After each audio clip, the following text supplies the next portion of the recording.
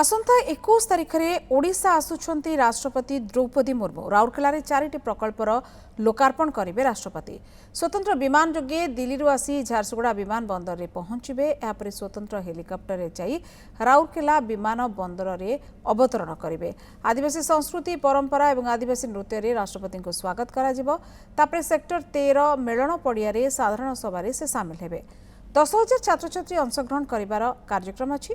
राष्ट्रपति द्वारा लोकार्पण हेबाकु थबा 4टी प्रकल्प को आज परिदर्शन करिसेंति केंद्र मंत्री जुएल ओराम। प्लेन रे झारसुगुड़ा आसबे, झारसुगुड़ा बस तुमे झारसुगुड़ा हेलिकप्टर जोगे राउरकेला आसबे, राउरकेला रे आसिकरी 4टी प्रोग्राम तांकर जोटा शेड्यूल होइछि सेथरे कोयल नगर मनोरंजन पार्क, विज्ञान पार्क एवं प्लानेटोरियम जोटा छेन रे अछि एटा को वर्चुअली स्टेज उपरू से उद्घाटन करेंगे। ICC integrated command control centre जोटा आपणकर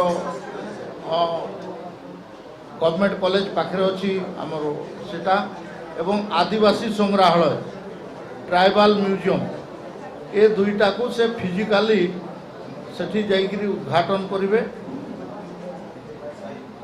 ये कार्यक्रम रो सबुठु प्रमुख आकर्षण हेबो